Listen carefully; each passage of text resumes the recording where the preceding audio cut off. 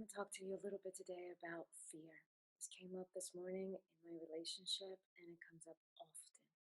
It's also coming up from some of those who are registering right now for some of the groups that I'm offering next year. A lot of them have to do with shadow work. As you probably already know, this is a big theme for me.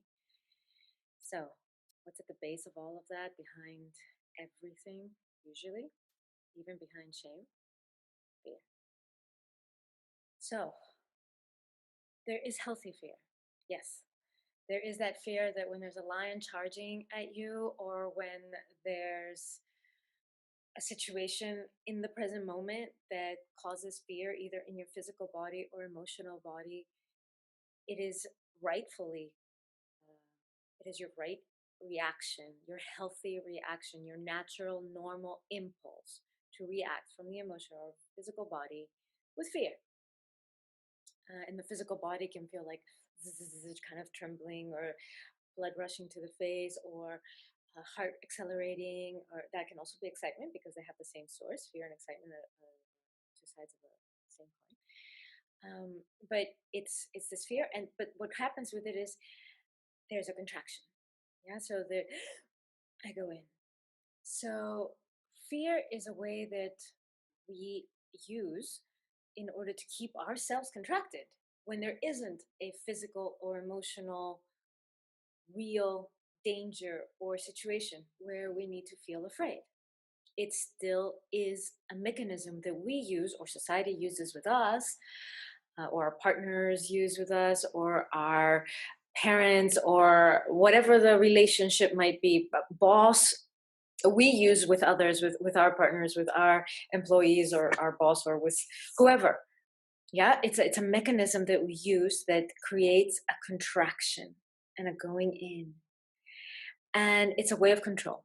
So it's a way of controlling a situation, your reaction, somebody else's reactions, the environment, the situation. So I'm not saying any of this is done strategically, thought out step by step, or anything like that. I'm just supporting you right now to reflect on how can you deconstruct the amount of fear that probably operates in your daily life in the background. So, one of the ways we also use fear is when we look at what's inside of us, and we negotiate with ourselves about what we're going to let out, what we're going to express, what we're going to allow to shine through, or to come through, or to be seen, or to be heard, or to be felt, to be expressed, to be lived. Yeah. So we have that negotiation with ourselves, and the decision is usually made on a yes or no line. Yes, this can be seen, felt, experienced, shared, witnessed, whatever. This no. So the decision, usually that line, is fear. Fear that I'm not going to be loved, fear that I'm not going to be accepted, fear that I will be rejected, fear that I'll be hurt, maimed, raped, ridiculed, humiliated, put down, left, abandoned, whatever, a list, thousands of words could be used on that list. Fear of what's going to happen to me, or my loved ones, or a situation, or my money situation, or my livelihood, or my health, my body, but fear. Yeah, fear. So that's the deciding yes or no. If there's not enough, if there isn't much fear, then I can go with yes, I can show this part. But if there's too much fear, then I contract and I control it, suppress it, reject it, ignore it, mask it, whatever. So, to look at how we ourselves use fear as a way of regulating ourselves, whatever's alive in us. I'm not going to say true nature, we're not going to go there right now, but whatever's alive in me that I'm afraid won't be loved or accepted, I use fear on myself to regulate its expression. So if I'm afraid that if I let this energy through, that I'm going to lose my relationship, I'm going to lose my job, I'm going to lose my kids, I'm going to end up homeless, I'm going to end up an addict, I'm going to whatever the story is, whatever the details are, and there can be thousands, I don't know, millions probably. If you rewind it back to, okay, I'm afraid, so I'm using fear on myself I'm afraid of the reaction out there and its consequences. So I'm going to apply fear to myself, and I'm going to use it as a self regulating mechanism so that I keep myself in check. I keep myself under control. So it's just something for you to reflect on.